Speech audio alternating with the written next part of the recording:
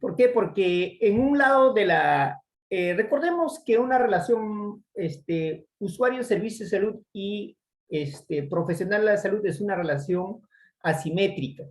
Asimétrica en sentido, digamos, de la información que posee, ¿ya? Por un lado está el usuario de servicio de salud que no conoce mucho sobre la prestación sanitaria, o conoce muy poco sobre la prestación sanitaria, o conoce muy poco sobre su enfermedad, o sobre su condición clínica, ¿no? Y por el otro lado está el profesional de la salud que se supone que conoce todos los riesgos, todos los beneficios, todas las, digamos, ventajas y desventajas de un procedimiento médico, de un procedimiento de diagnóstico, de un procedimiento de investigación, o cualquier otro, digamos, acto que se le tenga que hacer al paciente. Entonces, tal como vemos en la figura, es esa, ¿no? El paciente que está lleno de preguntas, lleno de dudas, y en el otro lado está el profesional de salud que debe de absolver esas dudas, que debe de responder esas dudas.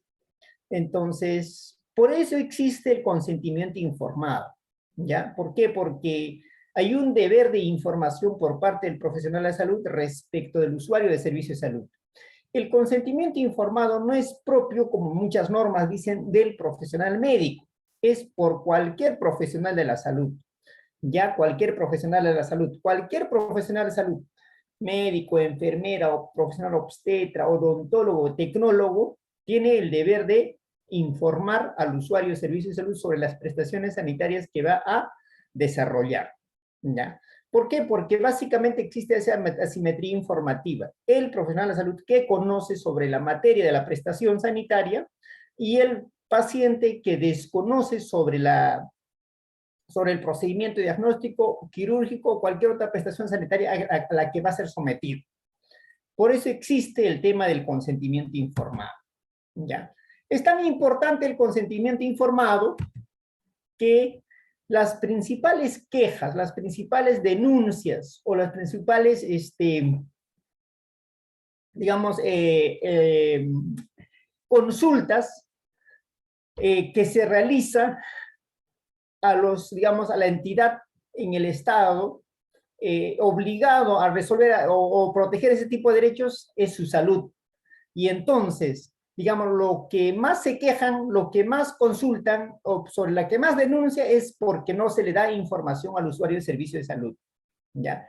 Por ejemplo, es un recorte del periódico Gestión, en la cual dice, por ejemplo, su salud atendió más de 500.000 de consultas y denuncias de ciudadanos sobre derechos vulnerados. Las más recurrentes están relacionadas al acceso a la información.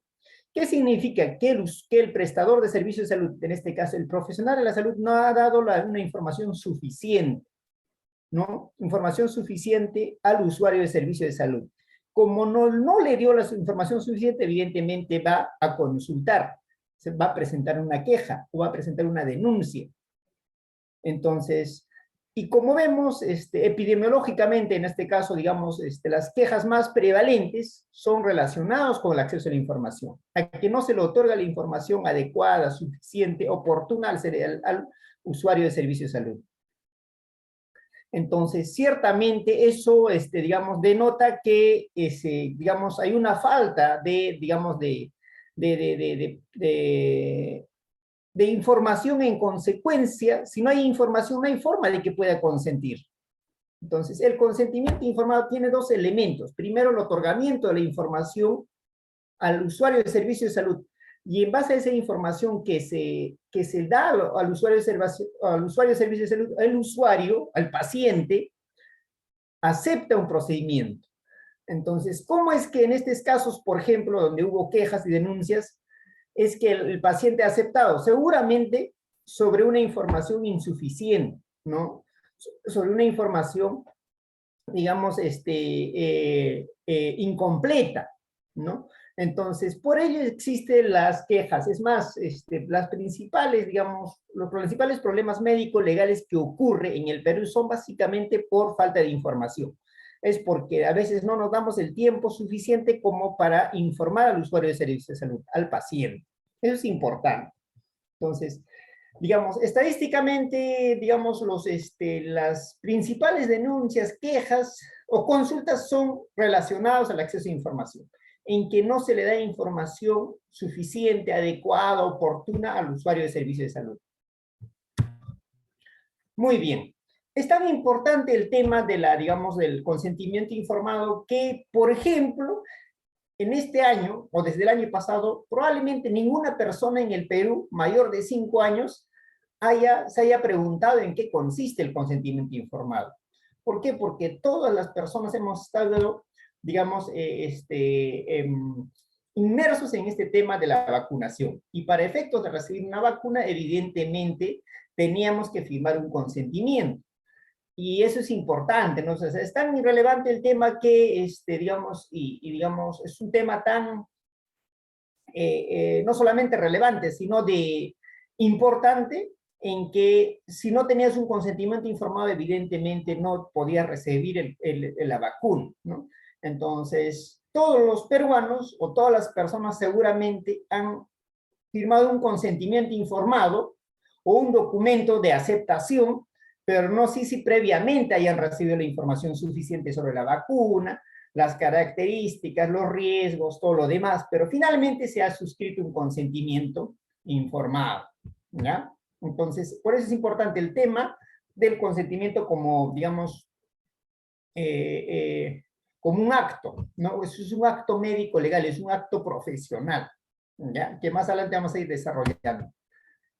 Y no solo eso, sino finalmente, por ejemplo, por omisiones en el consentimiento informado, por omisiones al momento de dar información suficiente al usuario de servicio de salud, se genera problemas de carácter médico legal, ¿no? Como esta, por ejemplo, la que se recoge en este diario, ¿no? En ella dice, por ejemplo, una madre que no haya justicia, una madre que no haya justicia, ¿no? Su hijo quedó ciego por negligencia médica. Y en el desarrollo de la noticia dicen, el 20 de enero de 2011, es una noticia un poco antigua, pero ahí está, fue operado para implantar un lente en el ojo derecho, sin realizar exámenes previos a su retina. Se habrían advertido de su adelgazamiento producto de la miopía. Y sin la firma de un consentimiento informado en el que la familia habría conocido los riesgos y esta intervención para los pacientes con miopía severa. Entonces, como vemos, de acuerdo al desarrollo de la noticia, se ha hecho una intervención quirúrgica sin consentimiento informado del usuario de servicio de salud, ¿no? ¿Y cómo se ha determinado esto? A través de una auditoría médica y a través de una evaluación médico-legal, ¿ya? Entonces, eso es importante. El tema del consentimiento informado es básico para, digamos, garantizar la legalidad del procedimiento médico-obstétrico.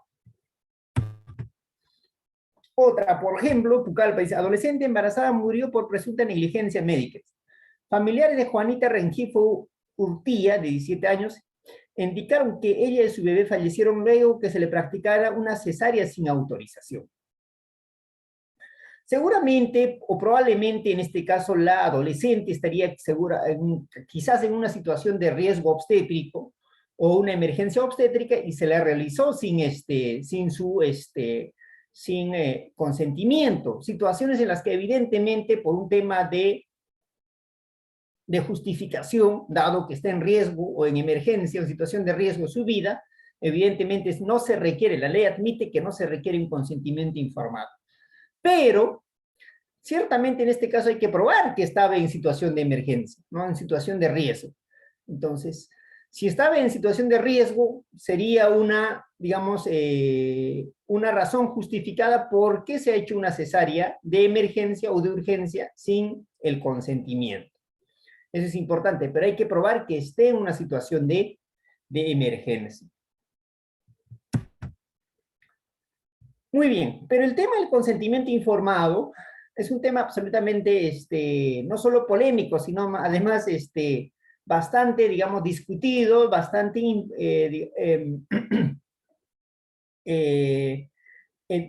discutido y debatido en el Perú, ¿no? ¿Por qué? Porque en la década de los 90 ocurrió este tema de las famosas esterilizaciones forzadas, ¿no? Aquellas en las cuales se realizó, ¿cómo se llama? Bloqueos tubáricos, básicamente bloqueos tubáricos o o vasectomías, en algunos casos, pero la mayoría eran ligaduras de trompas sin la voluntad de los usuarios de servicios de salud, sin la voluntad de los pacientes, sin que se haya informado de forma, digamos, adecuada otra vuelta a los usuarios de servicios de salud. Y eso evidentemente saltó no solamente a nivel nacional, sino a nivel mundial, y por ejemplo, en este caso se recoge la noticia en la BBC, ¿no? Y señala que las esterilizaciones fueron contra su voluntad. Realmente no sé si es contra su voluntad, pero probablemente sea sin su voluntad.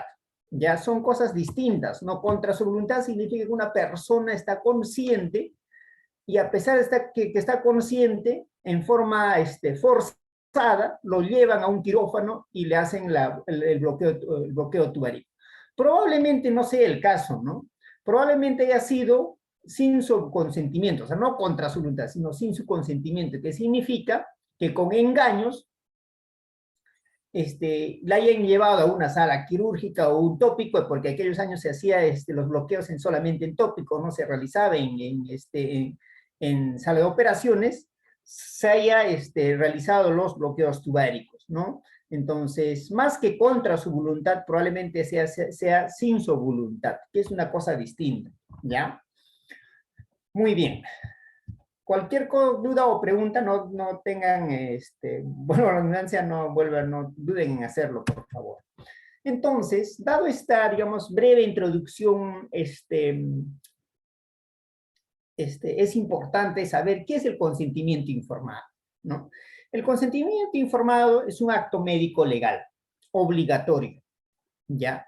Es un acto médico legal. Cuando se dice acto médico legal, no estamos hablando que sea un acto propio del médico, ¿ya? Es un acto de cualquier profesional de la salud, ¿ya? ¿Por qué? Porque los códigos de ética de los colegios profesionales, así como las leyes de trabajo de los profesionales de salud, señalan expresamente que están obligados a obtener consentimiento informado o respetar la autonomía del paciente en el desarrollo de las prestaciones sanitarias, ¿ya? Entonces, cuando se habla acto médico legal, no estamos hablando solamente del médico, sino cualquier profesional de la salud está obligado a obtener consentimiento. ¿Y por qué obligatorio? Porque la ley así lo dispone. Ya no solamente hay una obligación legal, sino también hay una obligación de carácter ético. La ley, por ejemplo, la 29414, la ley que protege o que establece los derechos de los usuarios de servicios de salud, señala textualmente eso, ¿ya? La Ley General de Salud, por ejemplo, la Ley de Salud Mental. Entonces, esas leyes, por ejemplo, la Ley de Donación de Órganos, ¿ya? Entonces, ese marco normativo señala que para efectos de realizar una prestación sanitaria, se tiene que obtener un consentimiento informado.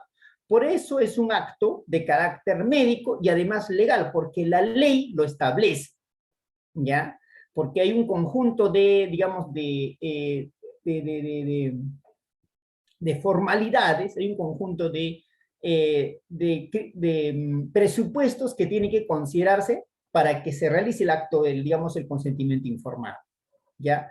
Eso es importante, hay un conjunto de, digamos, de elementos que tienen que respetarse, que más adelante vamos a desarrollar cuáles son estos elementos esenciales de un consentimiento informado, y esa es pregunta de examen, ¿ya?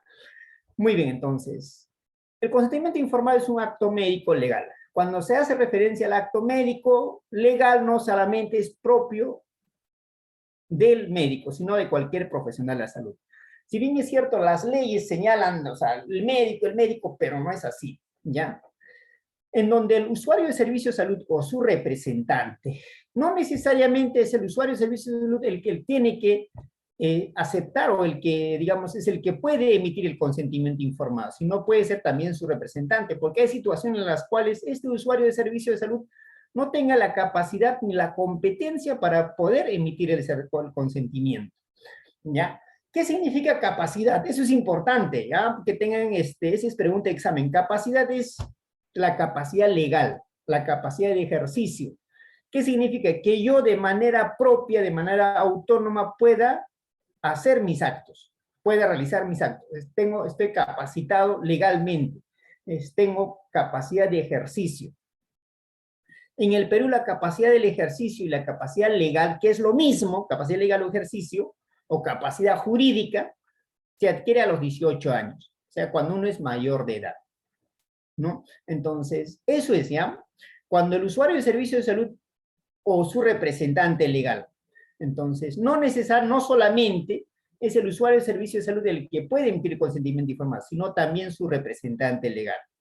Pero el del representante legal es de carácter, digamos, optativo, ¿no? Siempre y cuando que el usuario del servicio de salud no pueda emitir el consentimiento, ¿no? Es de carácter subsidiario, ¿no? Siempre y cuando que el usuario del servicio de salud no puede emitir consentimiento informado, puede emitir un representante legal.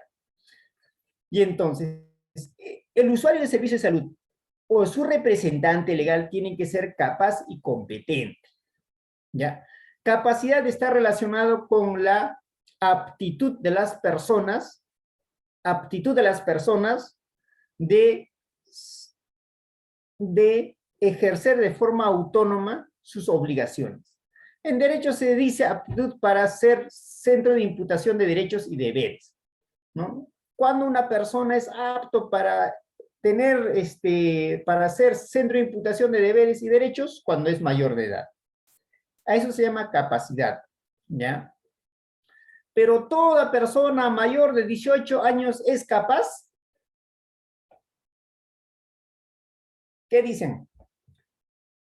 No. No todas las personas mayores de 18 años son capaces. ¿Por qué? Porque puede ser una persona de 18 años o 20 años que sea sordomudo. Puede ser una persona mayor de 18 o 20 años que esté bajo efectos de alcohol. Entonces, en ese escenario, como está afectado su sistema consciente, evidentemente no puede emitir un consentimiento. ¿Qué ocurre si tengo que operarlo a una persona que está bajo efectos del alcohol? Ciertamente, si es urgente, no se tendrá consentimiento, pero está en estado de ebriedad, ¿no? Entonces, esa persona, a pesar de que, ¿cómo se llama?, tenga 20 años, o sea, no tiene capacidad, ¿no? Entonces, no todas las personas mayores de 18 no son capaces, o sea, capacidad de ejercicio o capacidad jurídica, ¿ya? O capacidad legal. No solamente tiene que ser capaz, sino también tiene que ser competente. ¿Qué significa competente? Es la aptitud para comprender, ¿ya? No solamente es que sea capaz, sino tiene que ser competente. ¿Qué ocurre si es una persona de 20 años pero tiene un retraso mental? Probablemente no tenga las competencias como para comprender la información que se le otorga a ese paciente. O es una persona con ¿cómo se llama? Eh, con un problema de salud mental, ¿no? Esquizofrenia, no sé, trastorno bipolar, tantos problemas de salud mental que puede presentar, ¿no? En ese escenario ciertamente no son competentes, ¿no? Pero toda persona con problema de salud mental es incompetente, no, ¿ya? Entonces, una persona con salud mental, por ejemplo, una persona con esquizofrenia o cualquier trastorno mental, pues cuando está controlado, está medicado, es absolutamente competente, está plenamente consciente, está orientado en tiempo, espacio, persona, su pensamiento es coherente, no tiene pseudopercepciones, evidentemente es una persona competente, ¿ya? Entonces, esa parte de capacidad y competencia es un deber y tiene que ser evaluado por el profesional de la salud, ¿ya? Esa parte no es que tiene que ser que venga un abogado, si es capaz, no, esa parte tiene que hacerlo el profesional de la salud al momento de suscribir el consentimiento informado. Cuando yo lo informo al paciente, tengo que saber si ese paciente es capaz, ¿no es cierto? O sea, que no tenga ninguna causal de incapacidad. Y no solo eso, sino además tengo que determinar que esa persona es competente, o sea, me comprende, me entiende lo que le estoy diciendo. ¿Ya? Eso es básico. Entonces, por eso es donde el usuario de servicio de salud declara, expresa o tácitamente, dice, ¿no? Entonces, el usuario de servicio de salud declara en un documento o a través, digamos, de forma verbal o solamente con actos, la aceptación de un procedimiento, ¿ya? Entonces, hay situaciones en las cuales la aceptación esta aceptación tiene que ser por escrito, ¿ya? Situaciones en las cuales la aceptación tiene que ser escrito.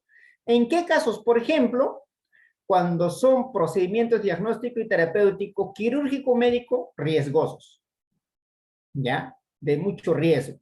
Cuando, por ejemplo, aquí está más adelante, ¿no? Cuando tiene que ser expresamente, o sea, escrito, cuando son procedimientos terapéuticos médicos y quirúrgicos, ahí tiene que ser escrito, ¿ya? Cuando participe en un proceso de investigación, un ensayo clínico, por ejemplo, tiene que ser por escrito. Cuando no se niega a recibir un tratamiento o continuar a recibir un tratamiento, tiene que ser por escrito. Si yo me niego, soy paciente con enfermedad terminal y ya no quiero que me den mi tratamiento, tengo que, el consentimiento informado que emite tiene que ser por escrito. ¿Qué dice Rosa María? Sí, profesor, pregunta, ¿por escrito se refiere a firma o el paciente tiene que escribir una declaración? Ah, ya, bueno, dependiendo, hay una serie de formatos, ya, hay una serie de formatos ya preestablecidos. Hay un formato general que está en la norma técnica de historias clínicas, pero es un formato bastante general, ¿ya? Para cada procedimiento existe un formato, digamos, un formato, ¿no? En la cual el paciente llena a puño y letra, firma y su huella digital. Entonces, por ejemplo, en el caso de las vacunas existe el formato para la vacuna COVID, ¿no? Entonces es un formato especial que en la parte anterior dice, te pone digamos, en información relacionada en qué consiste la vacuna, que está todavía en proceso de prueba, toda una serie de información. Entonces, ese formato que nos entregan antes de vacunarnos, firmamos y ponemos nuestra huella digital, eso es una autorización expresa, ¿no? Que significa por escrito, ¿ya? Por escrito. Si no es por escrito, es como si no hubiese hecho. Se llama bajo sanción de nulidad, ¿ya? ¿En qué situaciones, otra vuelta, y eso es pregunta de examen, tiene que ser por escrito cuando va a ser sometido a procedimientos terapéuticos, médicos o quirúrgicos riesgosos, ¿ya?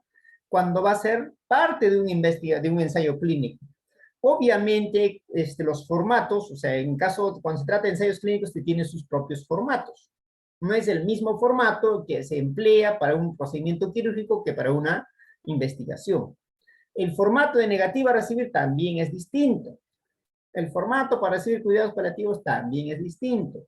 Existe otro formato para cuando una persona va a ser sometido a exploración con fines docentes, ¿no? O sea, cuando va a ser parte de un proceso de enseñanza. ¿Ya? En esos casos, necesariamente tiene que ser el consentimiento informado por escrito. Si yo como médico empiezo a enseñar y examino al paciente, para examinar al paciente primero tengo que obtener un consentimiento informado por escrito por parte del paciente en la cual me autoriza expresamente de que yo puedo examinarlo delante de los alumnos. ¿Ya? Entonces es básico. También es por escrito, por ejemplo, en situaciones de donación de órganos, por ejemplo. En el caso de donación de órganos, inclusive requiere mayor formalidad. Si yo voy a donar, por ejemplo, un riñón, no basta con ¿cómo se llama? Con un consentimiento informado por escrito, sino que esa aceptación tiene que ser ante notario público. Digamos, esa es una excepción a la regla, ¿no? Normalmente solamente es en que se cumpla con el formato, ¿ya? Entonces es importante, ¿ya? Pero, ¿qué ocurre cuando, por ejemplo, cuando una paciente viene y ustedes hacen su control prenatal? Se pide que ponga por escrito digamos, algún documento, un consentimiento, o solamente la paciente le dices, señorita, échese en la camilla, vamos a examinar, ¿no? Entonces, ahí hay una aceptación del procedimiento, en este caso de diagnóstico o de examen, pero en ese caso no se requiere una declaración expresa, sino tácita, ¿no? ¿Por qué? Porque el momento en que tú le dices, pides, para, señorita, échese en la camilla, se supone que el paciente está aceptando tácitamente el procedimiento de control prenatal. Entonces, por eso se llama, por eso es que, digamos, los consentimientos informados pueden ser expresas o tácitas. ¿Ya? Expresa cuando tiene que ser por escrito y tácitamente cuando se sobreentiende que está aceptando.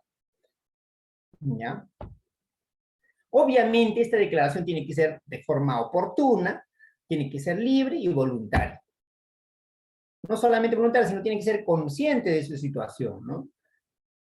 Entonces, eso es importante, ¿ya? ¿Qué está aceptando? Básicamente, la ejecución de un procedimiento, la ejecución de un procedimiento diagnóstico, la ejecución de un procedimiento terapéutico, y si no, pues, digamos, acepta la participación en un trabajo de investigación, un ensayo clínico, ya, por ejemplo, en el caso de las vacunas, por ejemplo, ¿no? No solo eso, sino a negativa participar en el tratamiento, a negativa no continuar con el tratamiento cuando estaba con el tratamiento, por ejemplo, en el caso de tratamientos oncológicos, ¿no? Cuando uno sabe que el tratamiento oncológico va a ser largo, es doloroso, o cuando es, por ejemplo, en casos de diálisis renal, evidentemente el paciente, dado que es un procedimiento, digamos, doloroso, difícil, puede negarse a continuar con el tratamiento. Y en esos casos, otra vuelta tiene que ser por escrito. No solo eso, sino cuando recibe cuidados paliativos también. ¿Ya? Muy bien. Entonces, la regla es que en todas estas situaciones se obtenga un consentimiento informado por escrito, salvo en situaciones de emergencia. ¿Ya? En casos de situaciones de emergencia o de urgencia, en este caso, el paciente cuando está en riesgo la vida o la salud del paciente, no se requiere consentimiento informado. Pero en todos los casos de situación de emergencia, no se requiere consentimiento informado. ¿Qué dicen? En todos los casos en donde sea situación de emergencia o emergencia clínica, como se dice, no se requiere consentimiento informado. Que esté consciente el paciente, ¿no? Ya, que esté consciente. Ya, pero digamos, es un paciente que está en emergencia, o sea, está en riesgo su vida o su salud, y tengo que realizarle un examen. La ley dice que, mira, no se requiere el consentimiento informado cuando hay una atención de emergencia. Pero en todos los casos en los cuales hay atención de emergencia, no se requiere consentimiento informado por escrito.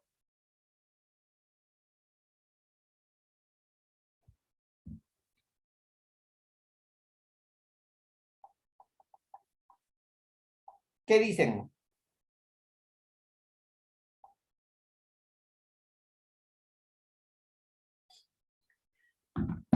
La regla general es que en casos de emergencia no se requiere consentimiento informado, pero hay siempre excepciones de la regla, ¿no? Uno de ellos es el caso del examen de unas personas, atención sanitaria de personas víctimas de violencia de género. ¿Ya? Toda persona que sufre violencia de género o violencia familiar debe ser atendido en un establecimiento de salud en calidad de emergencia. Tiene que ser atendido en calidad de emergencia. Igual, toda persona que es víctima de agresión sexual tiene que ser atendido en un establecimiento de salud en calidad de emergencia. Ahora bien, si bien es cierto que son emergencia, la misma ley dice que previo consentimiento informado. ¿Ya? Previo consentimiento informado. Entonces, si bien es cierto son emergencias,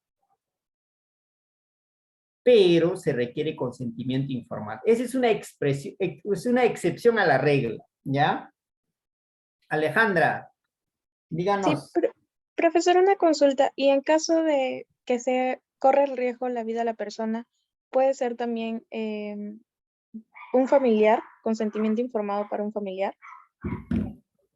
Claro, en realidad ese es un tema, mira, en todas las situaciones en las cuales corre el riesgo, esté en riesgo la vida, en realidad no se requiere ningún consentimiento informado, ¿ya?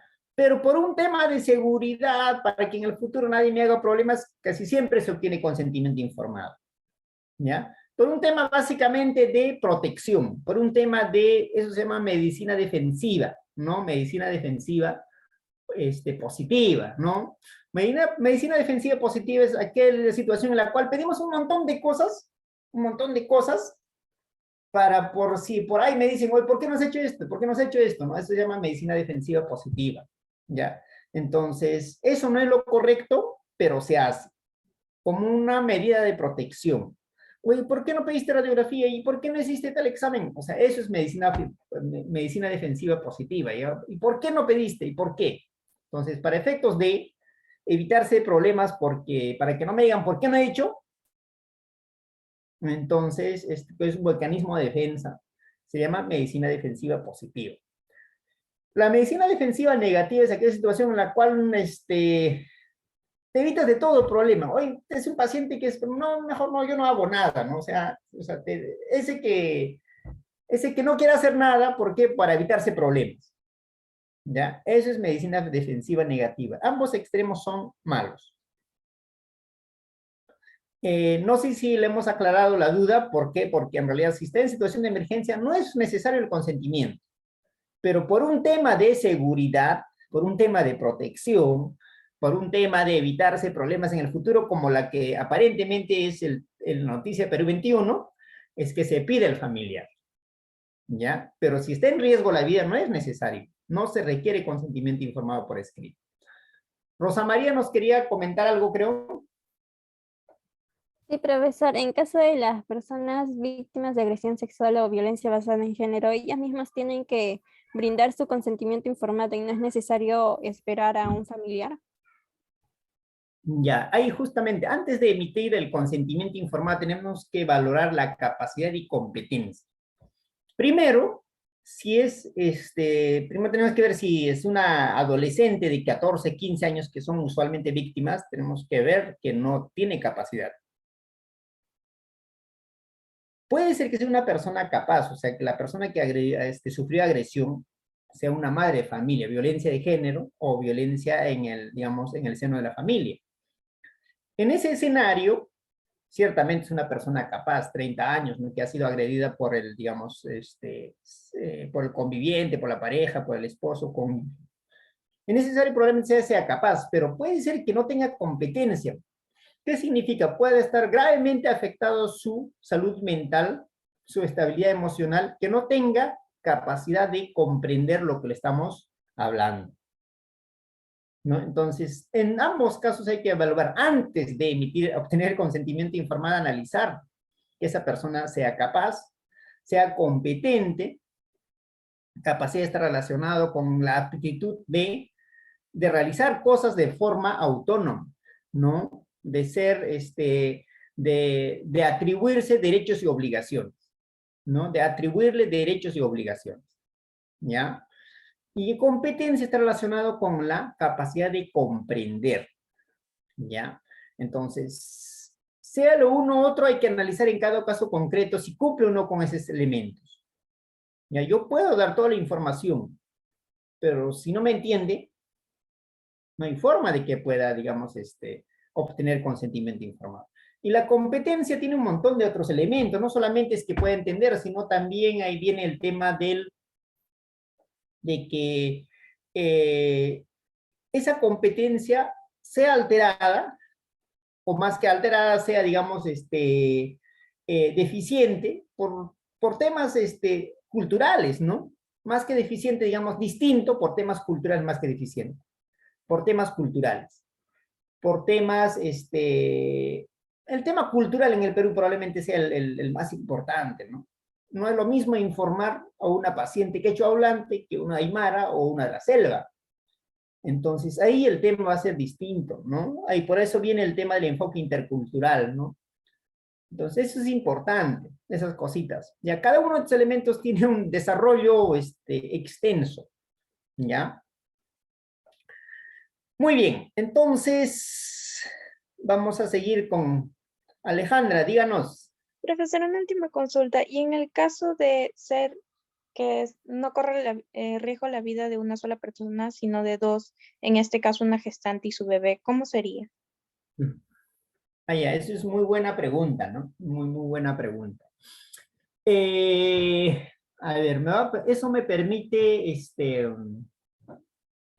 aclarar dos temitas que es importante también. Ya, primero, el titular, habida cuenta que el feto, si bien es cierto, es una persona para el derecho, es la persona concebida, pero otra vuelta es una persona que no tiene capacidad ni competencia. En consecuencia, el que va a representar válidamente es la mamá, o sea, la que está gestando. Entonces, el que tiene que emitir el consentimiento, en ese caso, es la mamá, ¿no? Es la mamá. Muy bien, ese como cuando se trata de proteger a la mamá y al niño.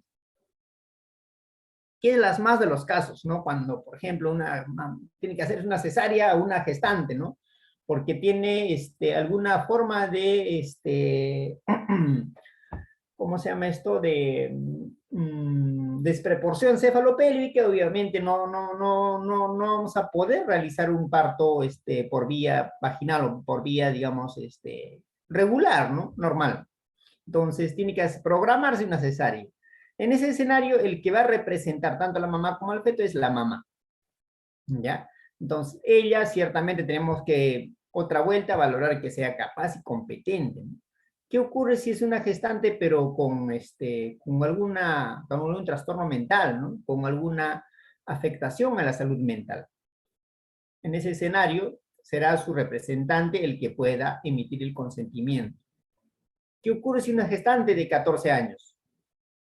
En ese caso, el que tendrá que representar tanto a la mamá como inclusive al concebido será una tercera persona, ¿no? Será el padre probablemente de esa señorita de 14 años que está gestando. O la madre, en esa parte hay que evaluar quién tiene calidad de representación, ¿ya? ¿Qué ocurre?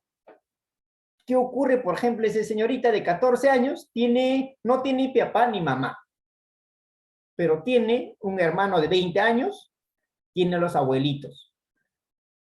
¿Quién puede representar o quién válidamente debe de representar a esa señorita? El hermano.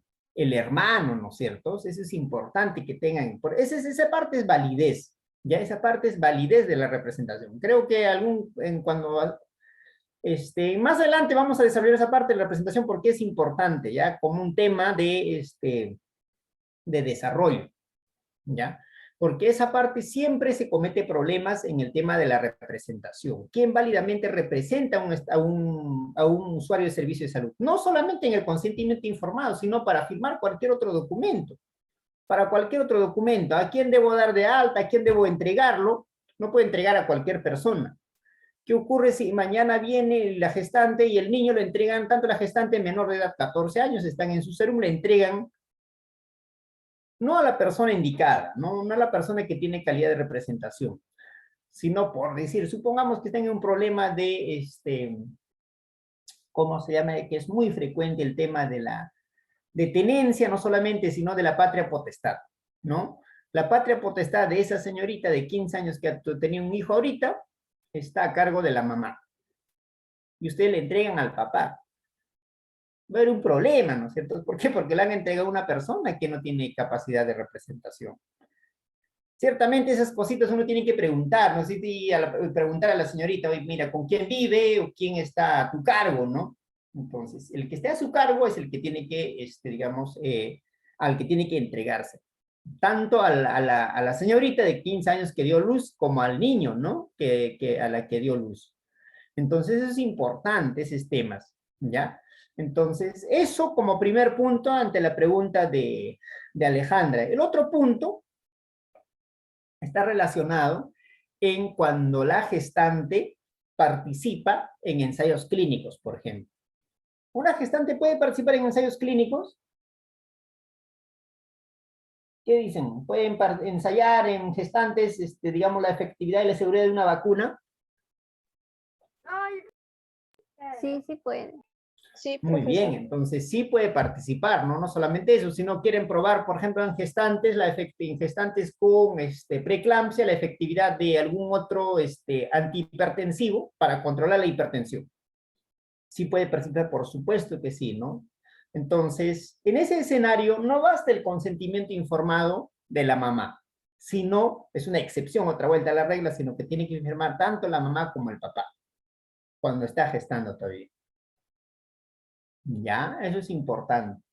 Y finalmente, a ver, en el tema de consentimiento informado en aborto terapéutico. En el caso del aborto terapéutico, evidentemente el que tiene que aceptar, consentir, digamos, la interrupción de la gestación es la propia gestante, ¿no? Es la propia gestante. Eh, bueno, hablar de consentimiento informado es absolutamente extenso, ¿ya? Entonces vamos a seguir hablando. A ver, ¿qué más? Dice.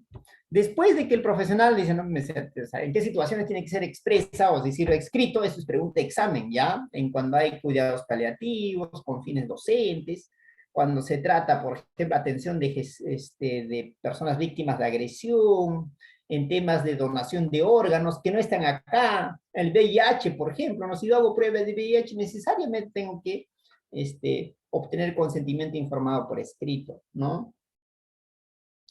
Cuando hay donación, por ejemplo, en la excepción es que no solamente es el que tiene que emitir consentimiento no basta con firmar un formato, sino tiene que ser ante un notario, ¿no? Cuando participa en proceso de investigación, no basta con que firme solamente la gestante, sino además digamos, el progenitor digamos, del concebido, ¿ya? Ahora bien, dice después de que el profesional de salud competente que realizará el procedimiento sanitario haya informado, ¿ya? Entonces, el consentimiento, o sea, la aceptación necesariamente es después de que se haya informado. Pero ¿quién tiene que informar? El profesional de la salud que va a realizar el procedimiento. Este acto es indelegable, ¿ya? Yo no puedo pedir, oye, hazle firmar al interno, al residente, al serumista, si no es la misma persona que realizará el procedimiento. Ese acto es indelegable. Entonces, si es el que va, digamos, si tú vas a tomar la prueba de VIH, tú tienes que informar. Si tú vas a examinar al paciente, tú tienes que informar. No puedes delegar esa facultad, o más que esa facultad, digamos, esa obligación a otros. O mira, voy a estar con mis alumnos examinando a tal paciente, oye, házmelo firmar mi consentimiento. Eso es ilegal. Eso es un acto indelegable. Y eso es pregunta de examen, ¿ya? No puedo delegar a otras personas. Si yo es el que voy a examinar con mis estudiantes en una paciente, yo tengo que pedir el consentimiento. Yo no puedo pedir que al interno me lo haga firmar. No puedo pedir que a la enfermera o la obstetra o a quien sea o al técnico que me lo haga firmar. ¿Ya? Es un acto indelegable. ¿Ya? Por eso dice, después que el profesional de la salud, sea quien sea el profesional de la salud, haya informado sobre la naturaleza. O sea, naturaleza es en qué consiste, ¿no? Todas las características del procedimiento. En ese tiene que informar no solamente en qué consiste, sino cuáles son los riesgos reales, cuáles son los riesgos potenciales, los efectos colaterales, los efectos adversos, así como las consecuencias positivas y negativas que deriven de ello. ¿Ya? ¿Qué pasa si me opero, no? ¿Y qué pasa si no me opero? Eso tiene que responderse. ¿Ya? A fin de garantizar el derecho a qué.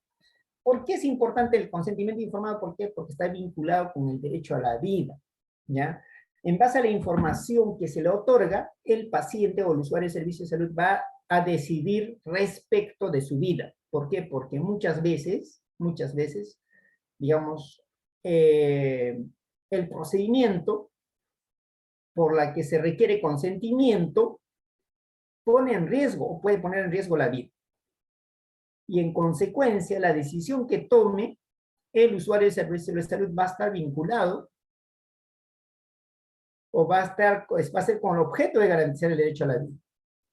¿Ya? Si yo le informo bien, si se le otorga la información adecuada, el paciente va a decidir bien y evidentemente se va a proteger su derecho a la vida. No solamente el derecho a la vida, sino el derecho a la salud. No solo eso, sino el derecho a la integridad. El derecho a la intimidad en el caso, ¿en qué caso se respeta cuando se obtiene el consentimiento informado el derecho a la intimidad?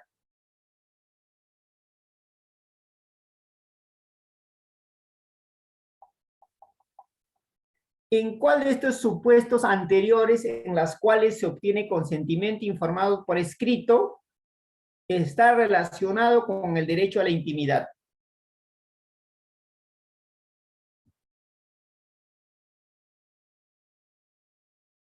A ver, eso es pregunta de examen, ¿ah?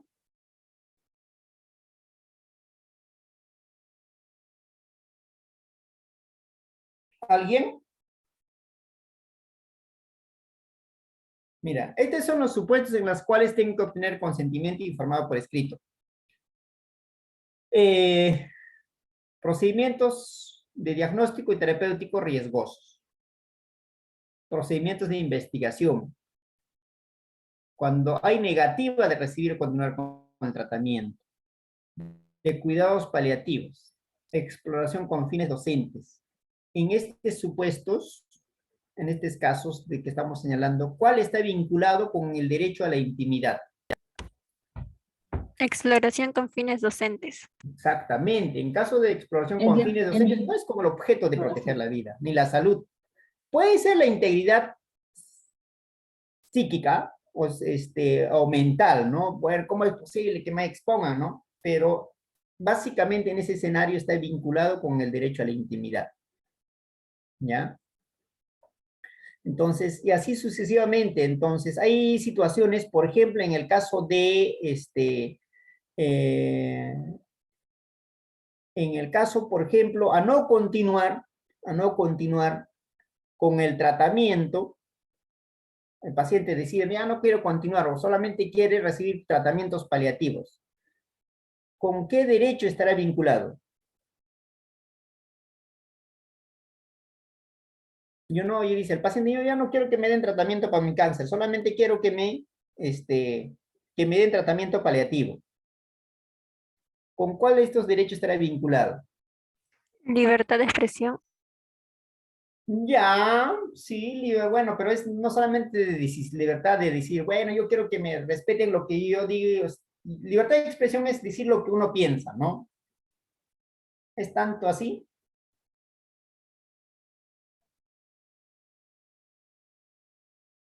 Pero no solamente va a decir lo que piensa, sino además, en este caso, tiene que respetarse de que no se dé que no le den, A la integridad.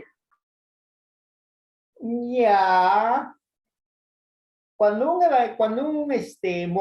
se llama? A ver, vamos a poner un ejemplo similar, ¿ya? Cuando un testigo de Jehová se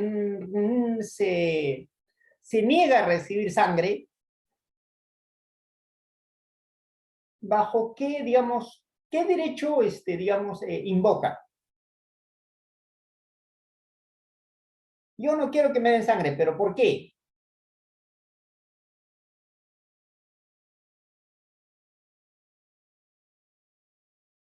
¿Qué derecho? Dice, mira, yo tengo libertad de... O sea, ¿en qué está sustentado su negativa a recibir digamos, ¿cómo se llama?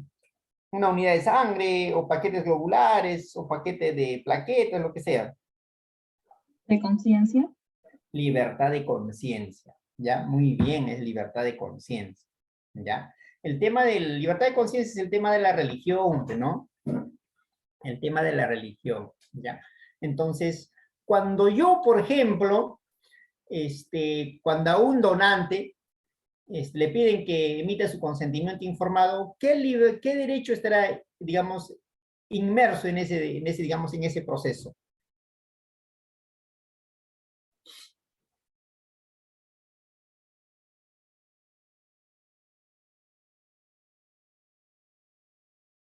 Dice, no, mira, tienes que, o sea, quiero donar un hígado. Ah, ya, tienes que firmar un consentimiento informado por escrito ante el notario. ¿Qué derecho es el que se está protegiendo ahí?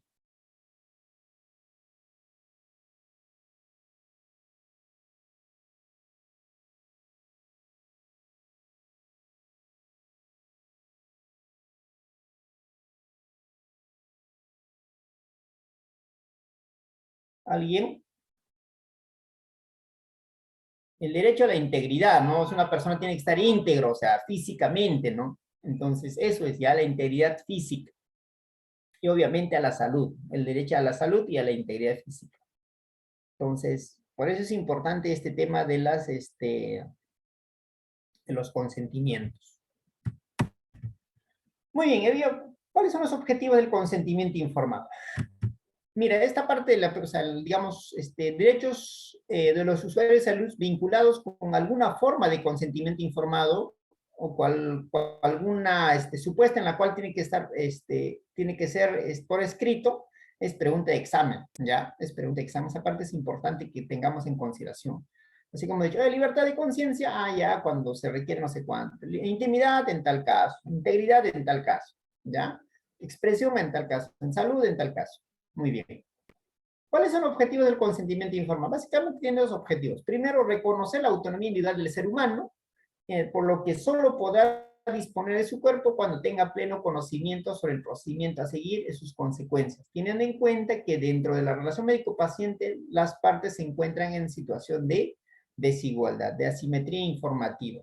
Es lo que habíamos señalado, ¿no? Por un lado que está el profesional de salud que conoce todos los riesgos, todos los beneficios reales, potenciales, los efectos colaterales, y por otro lado el paciente que desconoce, entre comillas, digamos, estas consecuencias positivas o negativas, las ventajas, desventajas.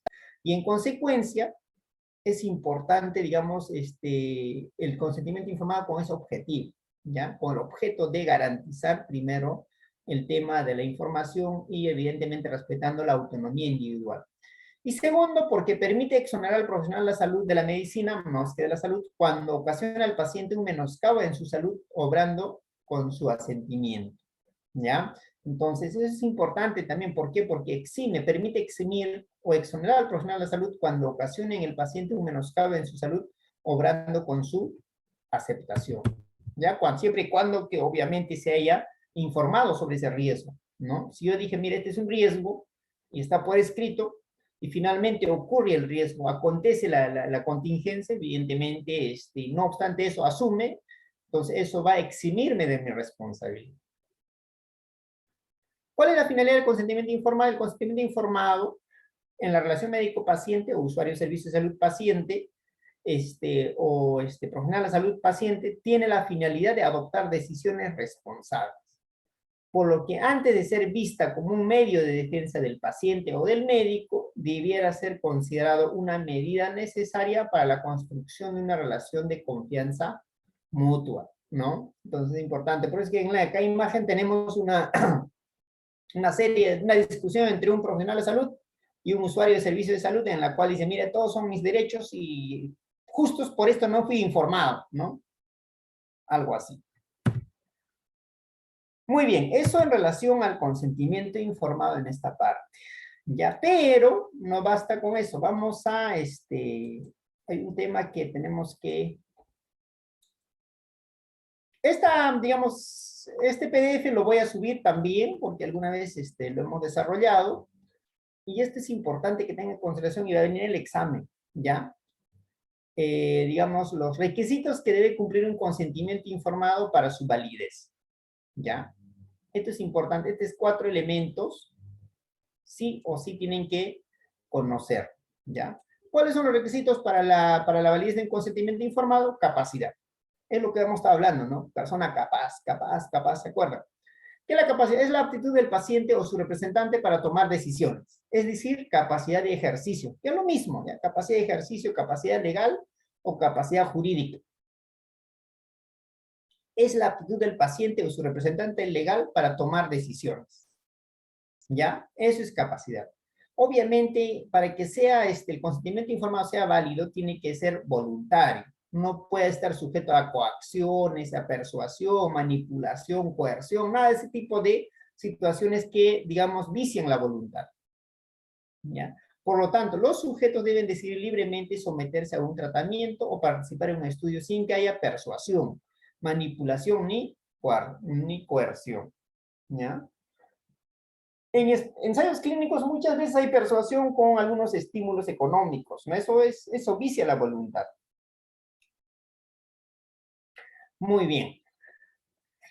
No solo es eso, sino también la información. Las opciones deben ser comprensibles. O sea, toda la información que se da debe ser comprensible y debe incluir el objetivo del tratamiento, del estudio, su procedimiento, los beneficios, así como los riesgos reales y potenciales.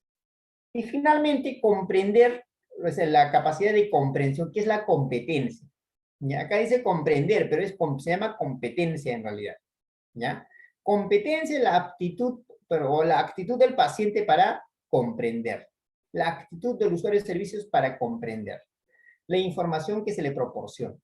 ¿Ya? Entonces, básicamente esos son los 4 elementos que tenemos que conocer y saber para una validez. Tiene que ser persona capaz. ¿Un adolescente de 14 años es capaz? No. Si es un adolescente de 14 años gestando, no tiene capacidad. Puede tener competencia, entienda todo lo que estamos diciendo, pero no tiene capacidad legal, ya no tiene capacidad de ejercicio para decidir o para tomar decisiones. Probablemente sea voluntario, porque esa persona está consciente, orientada en tiempo, espacio y persona, no tiene ninguna alteración en el proceso de percepción, en el proceso volitivo, pero no tiene capacidad. Los 4 elementos tienen que estar presentes a la vez, en forma concordante. Tiene que previamente, obviamente, haberse otorgado toda la información necesaria, ya toda la información suficiente, no solamente suficiente, sino de forma oportuna. Y finalmente la competencia, que es la comprensión.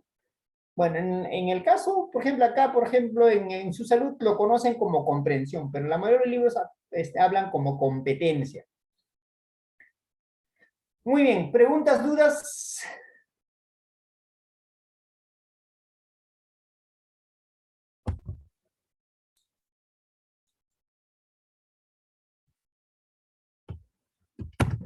Vamos a seguir hablando la semana que viene del tema de la representación, eso es absolutamente importante, ya el tema de la representación.